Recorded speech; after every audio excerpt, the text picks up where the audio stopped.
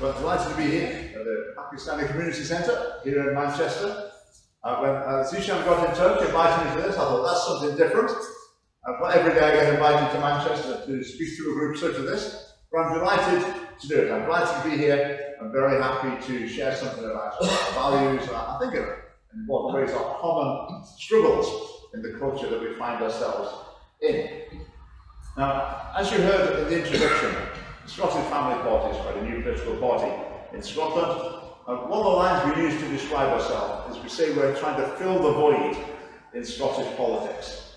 And there's a void in Scottish politics the same way there is in all over Britain. But in particular, it's what you might call socially conservative values, traditional values, family values. Because at the moment, there's no one who speaks the truth on these issues, and they're so important for society. What happens to a society if it loses these foundational values?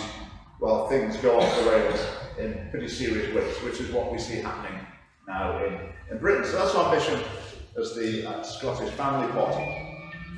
Now, the topic I was going to talk about today was family values and how we, the danger, the attacks on them, and what we can do to fight back. So I'm going to try and keep my focus on those things. Now, I'm a Christian. I think most of you, or maybe all of you here, are Muslims. But I think in terms of family values, we're basically on the same page.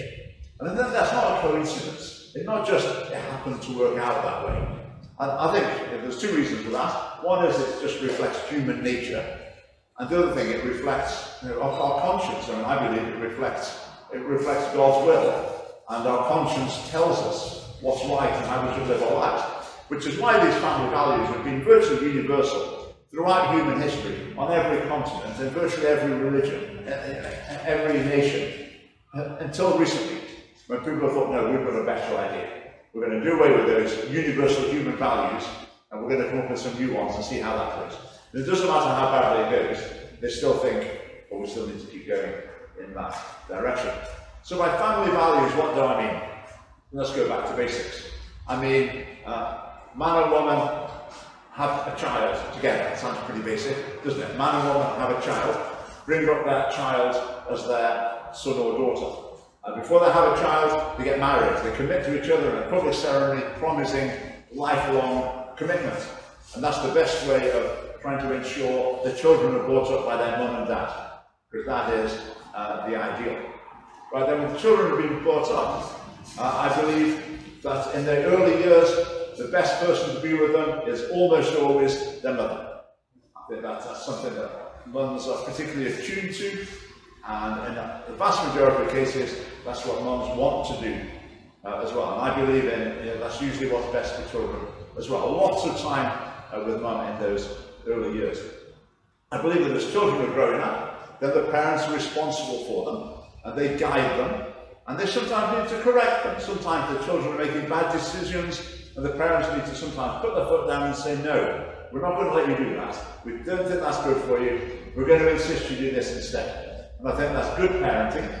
And as children get older, they get progressively more freedom until they find their own way in life. That's what parenting is all about. Another aspect of parenting is passing on a family's values to a new generation. And what can be more important? That every family has got some wisdom, some philosophy, some beliefs, and sharing those with the young people, sharing with the new generation, is a vital part of family life. And another part of family life is education. Children need an education. So the deal is, or the deal should be, that you delegate that to the state or another organisation, and they agree to provide schools. So you send your child to school because you want them to learn about maths and English and science and languages or whatever. That's what you want from school. What you don't want school to be doing is to be fighting against the values that you're trying to instill in your children at home. So when I'm talking about family values, that's what I'm talking about. Which to me, all of those things are just so obvious. They seem so natural. There's huge evidence supporting them that they're the most positive way for a society and for family. But each of those things I mentioned there is under attack in our culture, quite deliberately and specifically under attack. Let's start from the very beginning. Man and woman basically have sex, have baby. But that is under attack, because the idea of a mum and a dad being the ideal parents, there's also people who will argue with you and say you can't say that. That's not true. You can have 2 mums, 2 dads, any combination, any number, 1, 2, 3, 4, 5, doesn't matter how many, doesn't matter what sex. As long as you've got some people bringing a child up, doesn't matter if they're actually the mum or dad, none of that matters, it's all the same. The evidence suggests otherwise, but that's the message in society. Now in Scotland, right from nursery, which is age 3, when a child goes to nursery, they're taught, there's books recommended, they will talk about, basically to make a baby, you need 3 things, there's 3 ingredients, it's a bit like making a cake. So to make a baby, you need sperm, an egg, and a uterus. But that's the formula to make a baby. And if you can get those 3 things together, you can make a baby. And the idea is, it doesn't matter where they come from, it doesn't matter which people they come from, it doesn't matter if they come from a catalogue, none of it matters. But if you can bring those 3 things together, you can make a baby, and that's fine. All equally valid. And we see in Scotland, if you're someone of traditional moral values, a Christian, I would imagine it might be similar to some Muslims as well. If you apply to adopt or foster a child, they're quite like they say, oh, no, we don't think, you're not really the right sort of person, you haven't got the right values. Meanwhile, in Scotland, the adoption agencies have recruitment fairs, a recruitment store in gay nightclubs. Can you believe it? They go to gay nightclubs to recruit people to be adoptive and foster parents. So the idea of mum and dad with the kids being the ideal is explicitly under attack.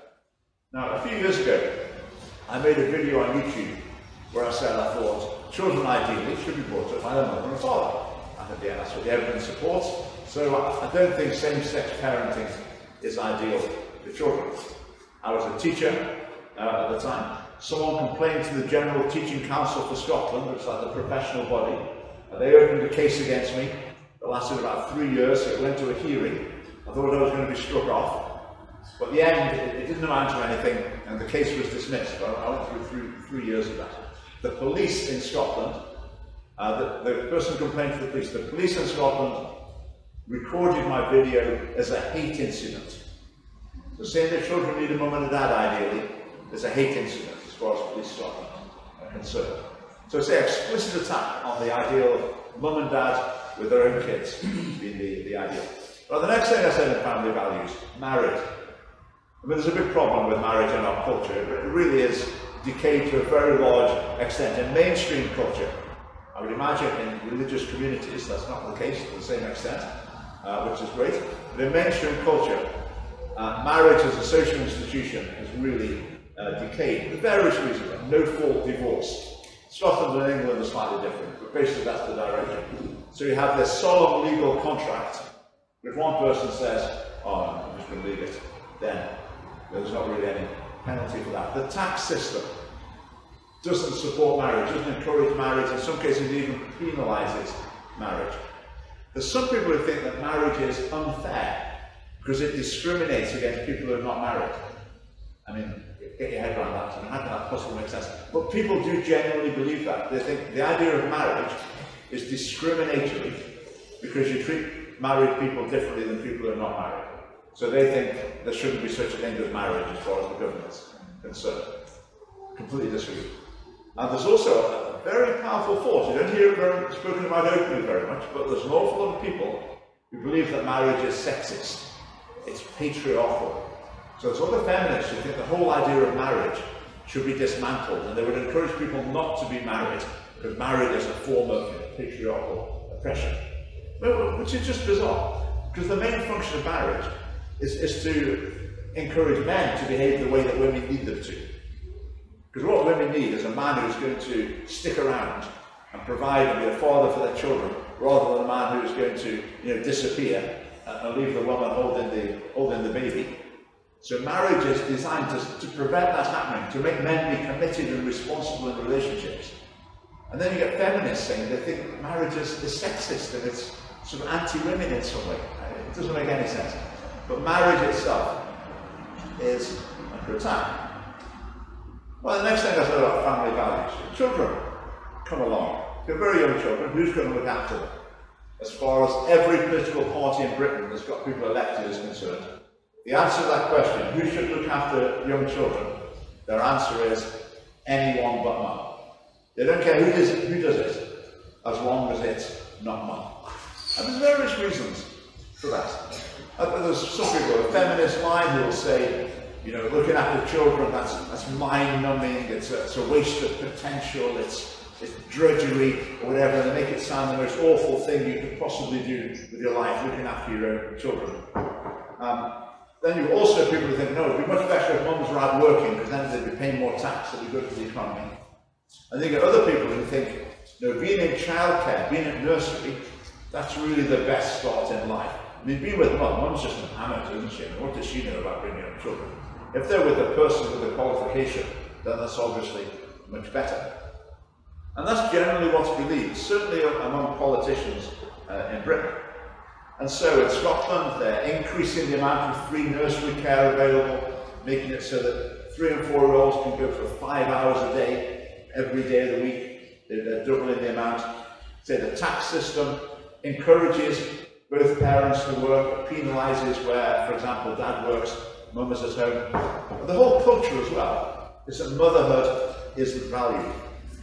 Now, in a... Very nice. Thanks.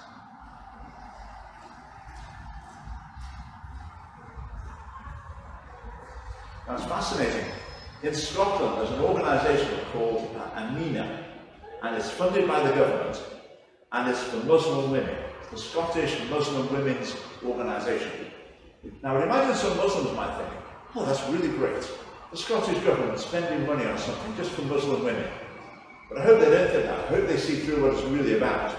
What it's really about is to promote values to Muslim women that are at odds with the values of the Muslim community. Because its basic message is, you don't want to be staying at home. You don't want to be focusing on family life. Surely you should be trying to get a job or career or all those things. And so it's basically, they call it the Muslim Women's Association. Its basic mission is to turn Scottish Muslim women away from more traditional family values that they've been brought up with. So I hope people see that in Scotland. So that's the issue of bringing children up. As far as I'm concerned, women going out to work, we're perfectly happy with that. At any stage, people can make their own decisions. But I believe at the moment, the government and all the parties are trying to encourage mothers of very young children to be out at work or studying or doing anything, don't care what they're doing, as long as they're not with their own children. Whereas a lot of the time, that's what mothers want to be doing, so we think that's what the government should be trying to help make possible for women. Right, next thing on my family values list, parenting, where the parents are the guardians of the children, they guide them, they correct them, they steer them through life, they're involved in their life, they help them to make good decisions. Well, so the situation in Scotland. But Scotland, by the way, is generally a little bit worse than England in every regard with this sort of thing. It's a little bit worse. So what's happening in Scotland is probably what's coming in here in a few years' time. In Scotland, once a child's age 12, they can basically make their own decisions about more or less anything. Okay. So if a 12-year-old goes to the doctor and says, right, doctor, I've started taking drugs and I'm getting a headache. What can you do? Can you help me with that? Then the doctor would say, oh yes, okay, fair enough, this sort of thing. But the parents wouldn't be told. So a 13-year-old girl could go to the doctor and get an abortion, and that would take place, and the parents would never be told. In school, a child can say, I'm changing gender, and the school would say, okay, that's fine. Do you want us to tell your parents? If the child said, no thanks, then the parents wouldn't be told. I've seen a story a while ago from a deputy head teacher who knew that a girl in the school had had an abortion. And the girl was really upset, she wasn't herself at all. And this teacher, this deputy head teacher, had a conversation with the girl's parents. And the girl's parents said, oh, we're really worried about her, she's not herself. She's really upset, I don't know what's on her mind, something's bothering her. Have you got any idea what it could be? And this teacher had to stand there pretending she didn't know what was happening. So time after time, the parents are kept out of the most important decisions involving their children. And that's the direction of travel. Part of it is they think that the professionals know best. Parents, you know, they're amateurs, they don't really know what they're doing. But the people with the qualifications, the teachers, the social workers, they're the ones who really know what's best for your children.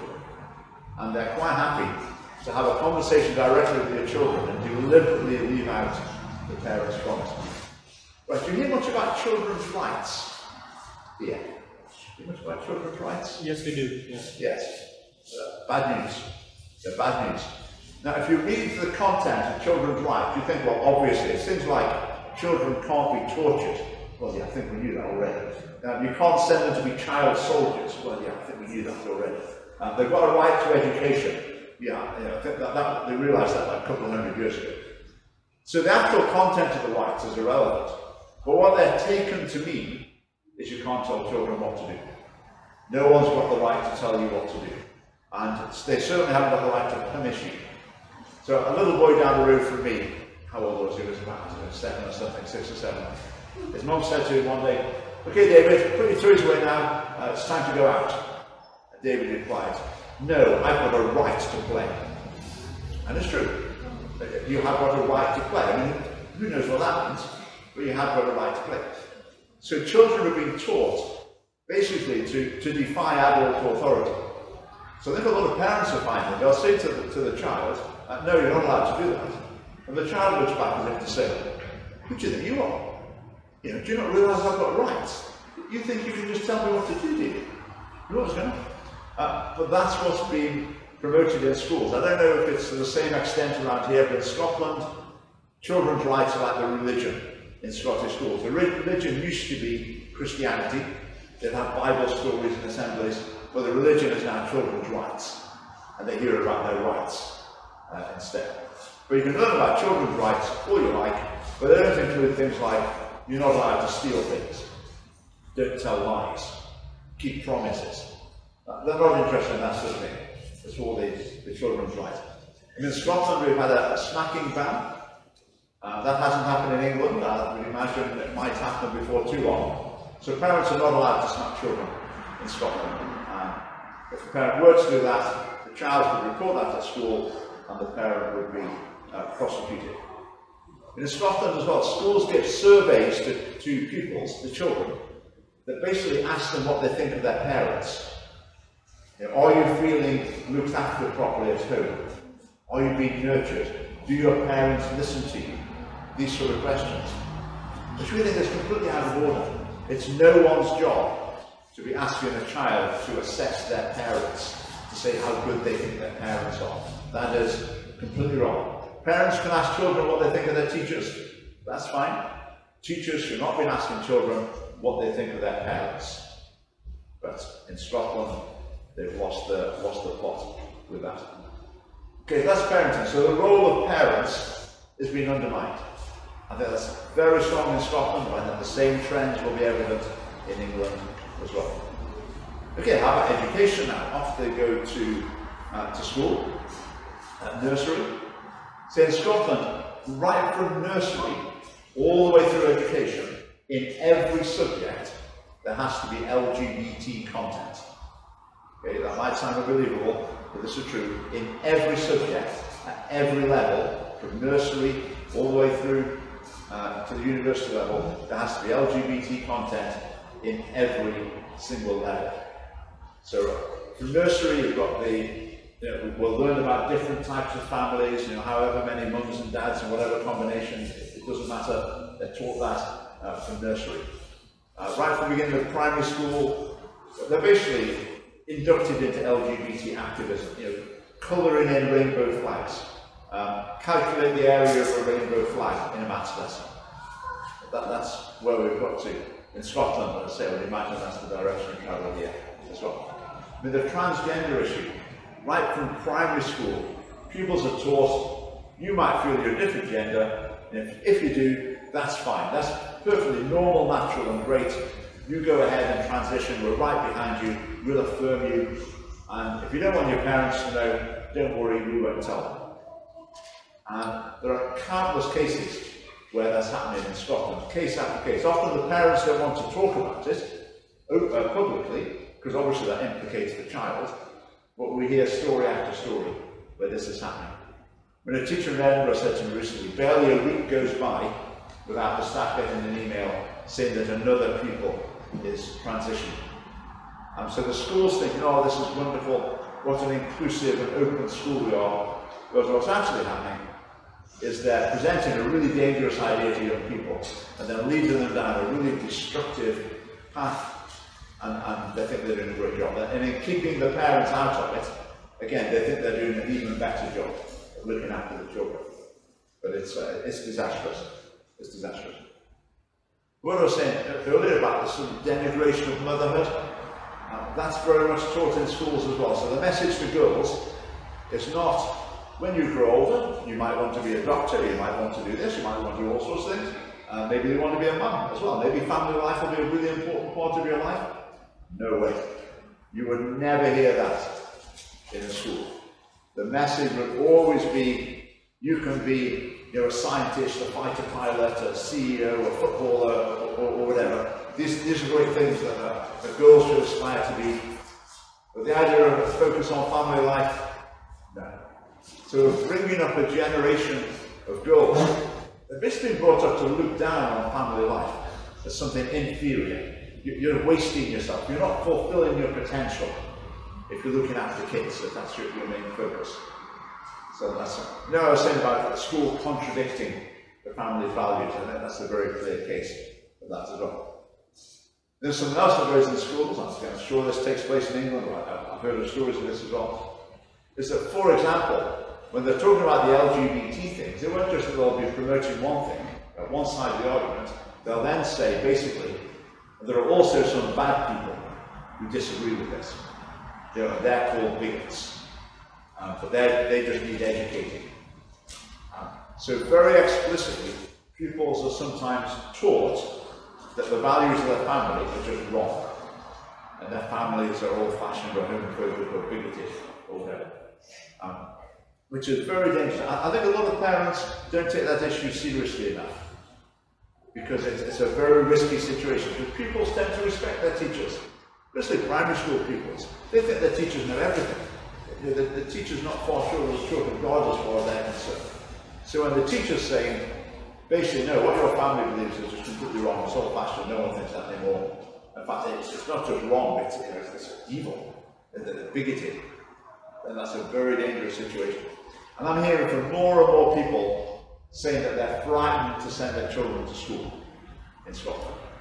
So more people are educating their children at home, and there are more new schools are starting up as well. There's quite a few Christian schools, but I've spoken to people as well, to Muslims as well, who've spoken about wanting to start schools as well for their children. Very interesting, not particularly Muslim schools. They don't particularly want religious teaching in it. They say you can get that at the mosque. It's not that they want to put any Muslim content in, they just want to take out the bad stuff from the curriculum, which I think is a great vision. So we'll see how that develops. In school as well, there's lots of other moral issues, things like assisted suicide, abortion. With abortion in particular, that's presented in schools. I'm sure it will be the same here. But this is just an option. If you get pregnant, you can have an abortion. That's just fine. But it's actually a really weighty moral issue.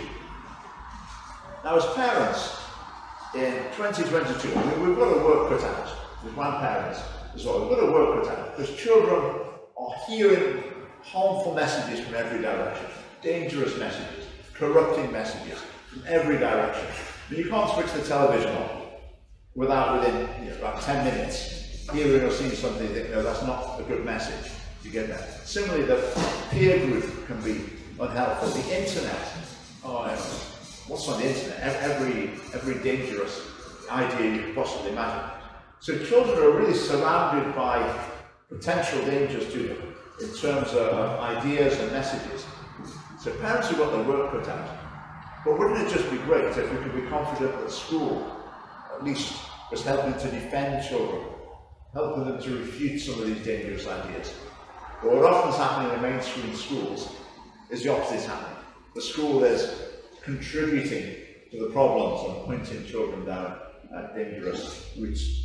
Now, I'm sure you followed the story of the Muslims protesting in Birmingham about the LGBT education. One of the people involved with that came up and spoke at our conference, 2019. It was great. It was really interesting. But I think that was an interesting learning experience for those Muslims. I think previously they felt that, it was the Labour Party then, they felt that they were really close to the Labour Party. They've got a very good relationship with the Labour Party. And the Labour Party really respected them. But then they realised when it came to this issue, there was no quibbling about which side the Labour Party was going to be on. They were very definitely on the side of the school and the LGBT activists, and they turned, in some cases quite viciously, against the protesters and called them everything under the sun. So yeah, I think that was quite an eye-opener for some of the people there. Right, so that's nursery and school. I mean, another area of family life I didn't mention actually is later life, older people. Now, in Scotland, there's a bill in the Parliament for assisted suicide, which has been defeated twice in the last 12 years or so. There's a fair chance that might be passed. So in terms of family values, a family value that's important to me is that older people should feel valued and respected. They shouldn't feel that they're being a burden. They shouldn't feel that they've got a responsibility to basically kill themselves.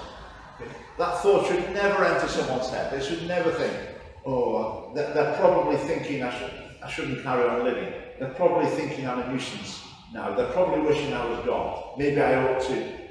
See, that thought should never enter into people's heads. But as soon as assisted suicide is available, that's what older people will start to feel. They'll sort of feel that pressure. Even if their family aren't necessarily thinking it, they might start worrying that that's what the family might be thinking. So that's another battle we've got on our hands in Scotland. It's very possible that assisted suicide might be introduced in Scotland. And if it is introduced in Scotland, I'm not sure how that will work for people in England. If can you sort of go and live in Scotland for a few months and then get them to deliver the poison to you for you to kill yourself? Very possibly. So that might have an impact in England as well. So just to summarise, families are the building blocks of a healthy society. What happens to a society when families break down and when the whole society starts to unravel? And that's what we see happening to a significant degree in Britain. A lot of the problems, I mean, Britain's basically a rich country. I'm not sure it's going to remain that way. There's a lot of challenges at the moment, but it's basically a rich country. So the government can spend a lot of money. Where families are breaking down, they can try and pick up the pieces, provide extra support, give more money, and just try and hold things together. And that's what they try to do to some extent. But even with all that money being spent on family breakdown, which is billions a year, still the problems are getting more and more serious in lots of areas. Because when family life breaks down, it's often disastrous for children, really negative effect for children, really negative effect for the adults involved, and a really negative effect for the state, because it often costs the government more and more money when family life breaks down. I say at the moment, the state's been sort of trying to more or less hold things together, but I think those days might be numbered. Those days might be numbered. And I think then, I hope that people do realise that what's needed is a return to family values. So you've got family units that can support themselves, supply their own needs, be self-contained, self-sufficient, and that's surely what the government should be encouraging. But currently, all the political parties with elected representatives in Britain, they would never think about what can we do to encourage family stability. Now, to me, it's just obvious. Promote marriage. The government can promote marriage in various ways, and the more people get married, the more stable families are going to be. That's going to reduce the burden on the state. Children are going to do better at school, there's going to be less mental health problems, etc. It just seems an obvious thing to do. Yet all the parties would just say, no, we can't do that. It's against their principles. Promoting marriage would be judgmental or something. They just think it's something you can't possibly do. Whereas for us in the family party, and you'll see in our leaflet, we just think that's one of the most obvious policies for any government, to encourage commitment and stability in family life through the institution of marriage. So these challenges I've mentioned about this afternoon, where do they come from? Well, often it's a worldwide issue. It's a worldwide cultural issue. A lot of it's from academia. Then you've got things like the United Nations and the EU. So it's a worldwide issue. Same challenges all over the world. But ultimately in this country, the government, here, the UK government and the local council have quite a lot of influence on these issues. Like with education, for example, if Manchester City Council said, we're going to stop teaching children they can choose if they're a boy or a girl, then Manchester schools would stop teaching that. So it's a political issue. The decisions are made at a political level. So our mission in Scotland is to take the issues into the political arena and to challenge the main parties with them. And we're saying to people, look, if you vote for these parties in any case, then they'll just keep doing what they're doing. The only message that gets through to a politician is whether you're going to vote for them or not. Okay, you can write letters all you like, but what really gets through to them is who you're going to vote for. So if you want to see a change in this area, we're saying to people, you've got to make that your priority and vote for us, and then you've expressed your support. Now, I've just got a couple of more things to say before I finish.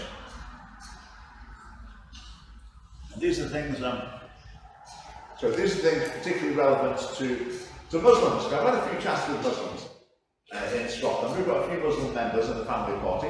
I went into Edinburgh Central Mosque a while ago and I met someone there and had a chat. And there's 2 points. So you might tell me what you think. You might think I'm completely off the rails. In Scotland, Muslims used to generally be associated with the Labour Party. They're now more associated with the Scottish National Party. And the Scottish National Party sort of brags that 80% of Asians, who are mainly Muslims in Scotland, vote for them. So they're really proud of the fact that they've got the Asian community, which is mainly Pakistani and Muslims, on board. And how have they done that? As far as I can see, this is how they've done it. Partly they're very pro-immigration. Okay, fine. Partly they give lots of money to Muslim organisations. Huge amounts of money. For example, things like climate change grants. So they'll give a mosque like £100,000 to fit energy-saving light bulbs and this sort of thing. Okay, which I don't really think is for energy-saving light bulbs. I think basically they're very generous, the Muslim community. And the other thing that I like to say is that within the Muslims, we really appreciate your contribution in society. We think you're really great people. And also, if you want to come and be a politician, if you want to come and be an MSP, if you want to be a government minister, we'd be really pleased to have you. We'll very definitely give you a position as a Muslim. So then that's the sort of pitch from the SNP, and it seems to be quite effective. So there's a few Muslim representatives in the Scottish Parliament. I would say they wear the Muslim badge, but they don't actually promote Muslim values at all. Whereas what I say to Muslims in the Scottish Family Party is, we do want your values. Whereas the SNP and the Labour Party, they want people who will say, I'm a Muslim. But they don't want someone who says, I'm a Muslim, therefore I believe these things. Therefore I disagree with some of your policies. They don't want that. They just want someone who will say that they're a Muslim. Whereas the Family Party, our message to Muslims is, we do want your values. We think what you believe is really important and can be a very valuable contribution to creating a better society in Scotland or in the whole UK. So see the difference? They want someone with a Muslim badge, but they don't actually want Muslim values. Whereas we're saying we want the values. If you wear a Muslim badge, okay, that's fine. That might make other Muslims more likely to join, but that's not really what we're interested in. We're interested in values. But politics is about policies. We want to make a better nation for everyone. So we support us when we get involved because of our values. That was the first thing. The other thing, this was from a chat with someone at Edinburgh Central Mosque. And they said, we agree with you on all these issues, we completely agree, but we don't feel that now is a good time to be speaking out about them. Well, why is that? I think that there'd been some terrorist incidents in the months before. So they said, they think things are a bit sensitive, people have got maybe a bad opinion of Muslims at the moment, maybe this is not the right time to be speaking out. And I said, no, please do speak out, that's not a good reason. Okay, let's face it, there are some people who can be a bit unpleasant, there's some people who have a very negative view of Muslims for various reasons. But quite often, those people would be right behind Muslims speaking out on these issues. They would be delighted to hear Muslims coming into some of these debates and presenting a socially conservative view. When I heard the lady say that in the mosque, I was fascinated, because when I talk to evangelical Christians, Christian leaders, they often say, well, we don't think we should speak out on these issues, because it will be bad for our reputation. People won't like us. And then the Catholics in Scotland, the Catholic Bishop's Office, they say, well, we don't feel it's the right time to speak out on these things. Because there were some scandals in the Catholic Church a while ago. So people haven't got a very high view of the Catholic Church. So now is not the right time to be speaking out. But I just want to say to all of them, now is the time to be speaking out. It's not okay to say, okay, it doesn't matter what happens to our children. It doesn't matter all the chaos and hurt and pain that's going to result from these bad ideas and the breakdown of family life. That doesn't matter, because we've got a reason why it's not quite the right time to be speaking about it at the moment. Whereas the family party, we're always trying to say to people, these things are so important. Now is the time to speak about them. And there is a price to pay. Speaking about some of these things is very unpopular. And you might get called all sorts. But on the other hand, going back to where I started, these values, where do they come from? I believe that they're universal human values, and I believe that's because they're implanted in our conscience by our Creator. So I believe when we share these values with people, it resonates with them. It resonates with their conscience. And that's why some people get so angry. If someone challenges you about something, and they say, for example, oh, you drive a car, that's really bad. You shouldn't drive cars. Driving cars is evil. Would you get angry? No. You just think, what? You just say, no, I don't know what you're talking about. No, I don't drive in a car. Fine. But if someone's challenged about something that they do, but they do actually think is wrong, that's the person who gets angry, really. So then the reason there's such anger and hostility to these values, I think, is often people, in their conscience, in their heart of hearts, they know that what you're saying is right, but they don't want to live in accordance with it. So that comes out as a very negative reaction. So then now is the time to speak out. So then the most fundamental family values are under attack in our society quite explicitly, and we need to unite to fight back against that. And I'm going to finish with a little snippet. I did an interview a while ago with someone in Iran, Muslim in Iran. He's a campaigner. And he had a very interesting view. He said in the United Nations is like completely aligned with the very liberal, secular mindset, progressive mindset, totally and utterly. And I said to him, how does this happen? Because the majority of the world's population doesn't think like that. The majority of the world's population rejects those values and has much more traditional views. So how does it happen? He said, I'll tell you how it happens. He said, the problem is the traditionally minded people, the people who hold the healthy family values, the problem is they're divided up into different religious groups that don't work together. And so therefore, even though they're the majority around the world, the minority of sort of Western secular liberals, they're all united around the world, so they get their way. I thought that makes perfect sense to me. I think that's true at the level of the United Nations, and then there's also some truth in it at the level of British and Scottish politics as well. So that's a challenge to us all, to work with everyone who holds these values for the sake of the whole of society. Because if we don't step up to the mark and change the direction, then the consequences are going to be dire for lots of individuals and for a whole society in the future. Thanks very much. Thank you. I've just said, I've got some literature. I know some of you have picked some up already. Do help yourself. The What Are They Teaching Our Children leaflet is quite graphic inside. There's also a book there that I've written called Christians in Politics. But I think you would find it extremely interesting if you just substitute like Islamic teaching for biblical teaching through it, and Muslims for Christians. I'd be interested to see how much of that you thought applied or would apply. I would imagine you'd find it quite interesting to see that. So if you'd like a copy of that, you just take one away. Thank you so much. I think we're going to create this situation where the politicians are frightened to upset people with traditional values. Because they know if they do that, it's going to hit them.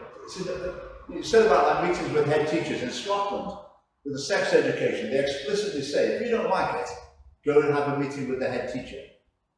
Which I would say that's their plan. Because if there's like 100 meetings with head teachers, where does that go? It doesn't go anywhere. What they don't want is 100 people standing outside of Parliament with placards campaigning about it. That's what they don't want. They would much rather there be all these little conversations. Yeah, so in terms of putting pressure on the government, the thing they fear is losing votes. And it's when they see that people think this is such an important issue that it's going to influence how they're going to vote. I think that's when things start to change. The other thing I was saying is, in a democracy, basically, what we're sharing is a minority viewpoint, isn't it? I would say the majority of people would basically disagree with what I've been saying. So we're a minority. So as a minority, we can't expect necessarily to turn the ship. But if we can exert the influence, get the voice, be a part of the process, then more and more people will hear the arguments, and more people, the public opinion will start to shift. If the public opinion doesn't shift, then in a democracy, the government's policies are going to shift either. So what we're doing in Scotland, we're trying to use the political process to get a voice, to reach more people, to then start moving, shifting their opinion, and then you get more representation, and you can grow and grow. But there's no easy answer. There's no magic bullet, a way of changing these things. But then locally, with council elections though, I mean council elections, it's a very local business. So if a candidate puts themselves forward, specifically on one of these issues, saying that they would stop these issues within the school, if they got significant support, even if they didn't get elected, if they got significant support, that could be a shock across the bows of the ones who did get elected, and they might start worrying about that, what was going to happen next time. Yeah, so we encourage political action, alongside other sorts of action, which can be very valuable, but I would encourage some form of political action. I would say, for example, it would be probably the Labour Party here. The idea of changing the Labour Party, my personal opinion, would be it's just not going to happen. It's not going to happen. We saw what happened to the protesters in Birmingham. The Labour Party was happy to turn on them and say that these are basically a bunch of homophobic bigots, and we're completely against them. They should be ignored. So I hope that people then say, okay, well, we'll stand our own candidates then. We'll stand against it. Yeah. Okay, thank you for the question. Any other questions? Actually, just add something to that as well. What we're finding is really important as well, is to let parents know what's actually going on in schools, because often they don't know. And that leaflet we've got there, often people look at it, and the first reaction is, I don't believe it. I cannot believe this is what's actually going on in schools. And they literally can't believe it. So you have to take them to the website and show them what it is. And then when they do believe it, eventually they're, that's just completely wrong. How is this being allowed to happen? So making people aware of what's going on is a very important aspect. Yeah. Yeah, the Scottish Family Party is a secular party, in the sense that we don't have any explicitly Christian, any explicitly religious commitments in it. Because we say that politics is about policies. So anyone who agrees with our policies can support the Scottish Family Party. And there's an interesting trend in society at the moment, I think it's going to grow. And that is people who are atheists or non-religious, they're looking at society and saying, right, things are going really wrong here. What's going wrong? We've lost some traditional values. We need them back again. Often those people are saying, we've lost the Christian values.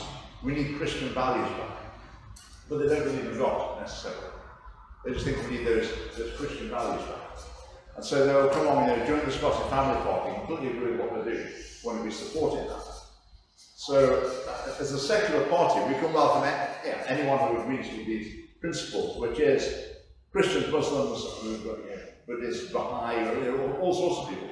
Also, a significant number of people who are atheists, because there is this awakening going on that there's a values void in UK public life. Partly because they see the really outrageous things, like some of the transgender things, and they just think, what is going on? There's just, society's going totally crazy. But then they ask themselves, how does that happen? What have we lost? Where did we come from?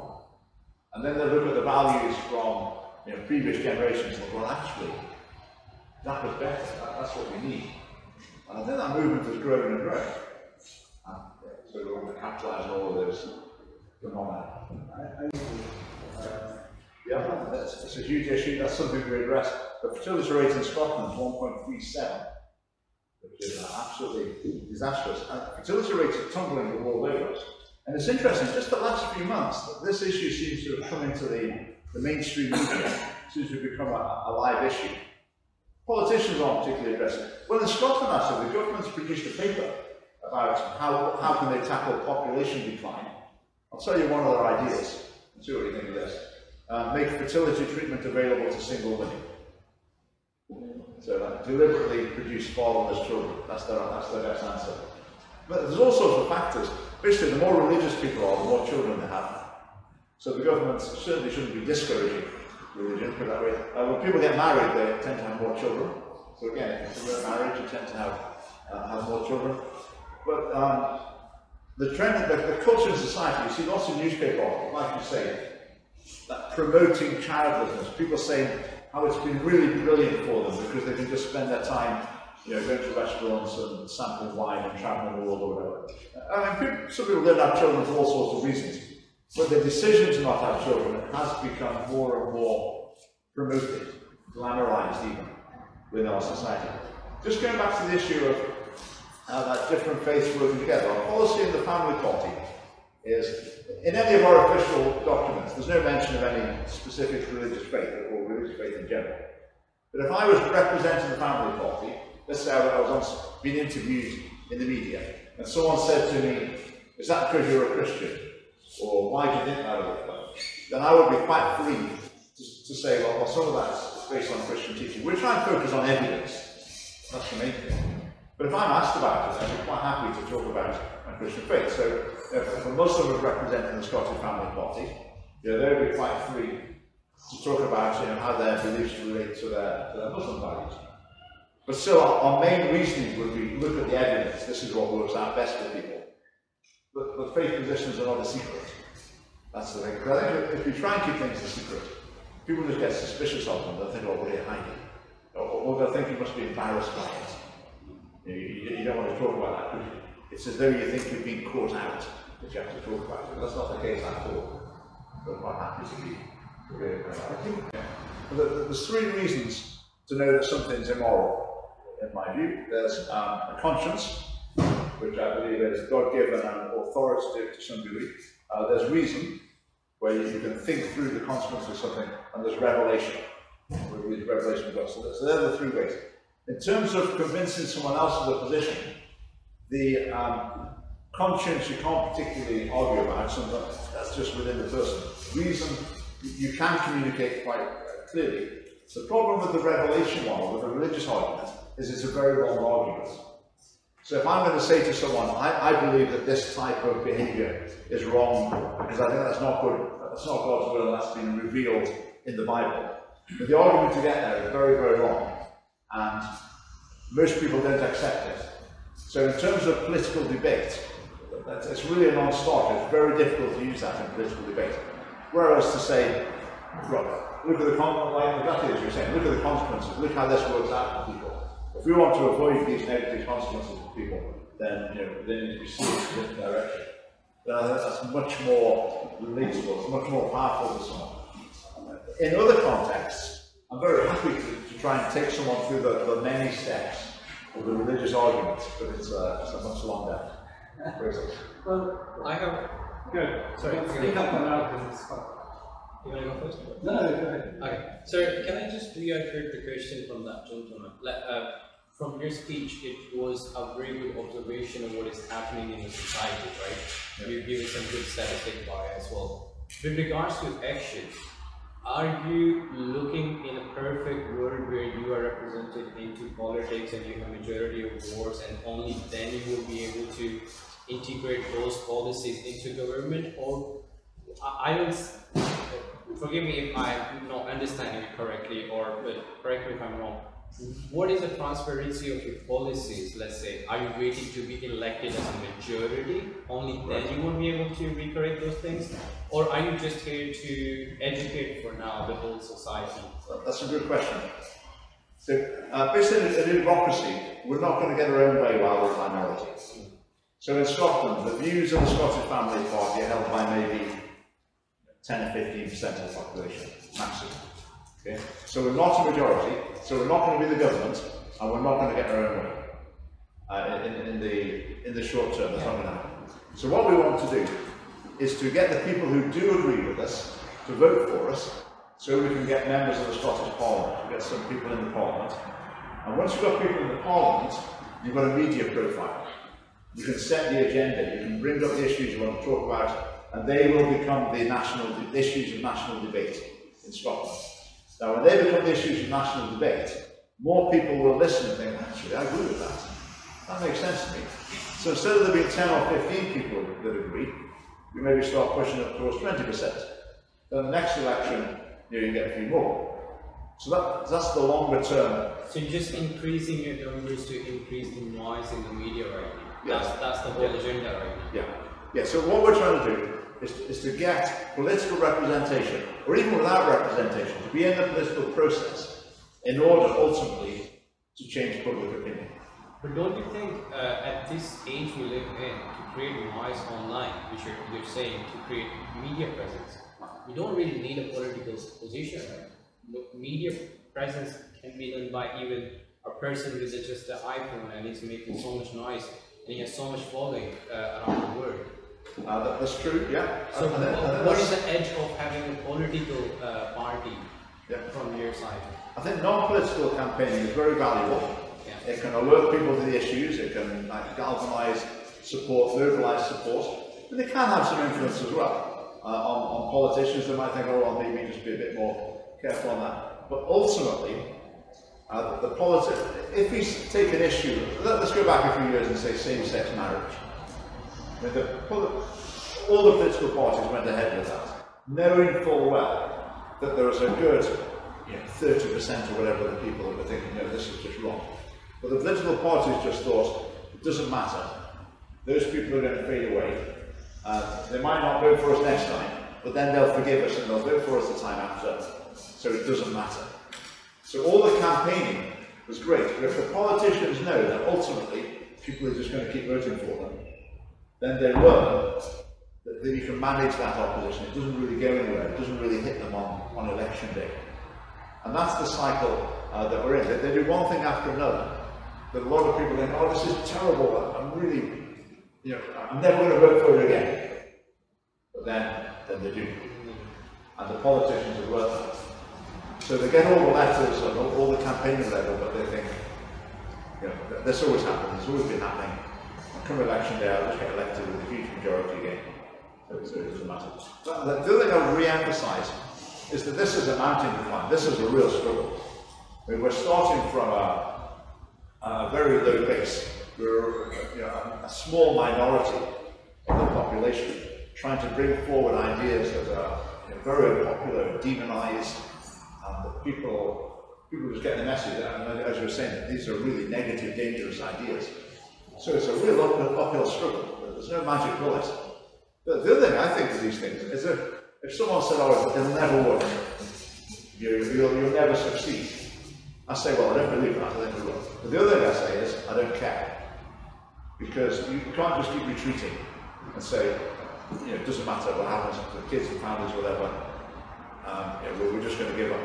So to me, I feel that my mission, if you like, it's like I've decided, this is where I'm going to dig my trench, and we're going to fight it at this point, win or lose.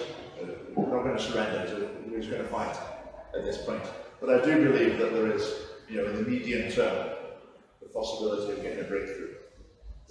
I think in politics as well, with campaigning on different issues, things often change faster than people could possibly imagine. There'll be something that seems very settled in society, not much controversy about it, and then relatively quickly it can flare up and become a major issue, and there'll be a huge change. So, you never know. Absolutely. What you were saying about prophecy, And so, we thought about having a motto for the family party once, putting profits into Parliament. We thought maybe it was a bit too explicitly religious. But as far as I'm concerned, that is what it's about putting profits into Parliament. But in terms of different prophets, Ezekiel, I'm sure you'll be familiar with, is one that I found very relatable, because he said, I don't care whether people listen to me or not. My mission is to go and speak the truth to them. Whether they listen or not, that's over to them. I've got to go and speak it. And it says as well, I'll make your forehead like flint. Basically, I'll make you as tough as they are, so you can withstand whatever they throw at you. Yeah, so I think the family party, we're very determined. We're very committed to it. And I've been delighted that we've got, it looks like 80 candidates for the council elections. So that's getting towards the number where people start looking at it and thinking, yeah, that's a substantial movement we've got growing here. This is not just like one bloke making YouTube videos in his study. This is a Scotland-wide movement that's gathering some momentum. So we're building up. We're building up. Watch this space. Keep an eye on us online and see how things develop. Thank you very much. I think we might have had a long conversation. I think we'll just thank you very much. And thank you. Wish you every success. Thank you very much. We should we'll end traditionally with a little bit of Quran, and I'll just recite the Surah Al-Asr, and then the full translation, and then we'll do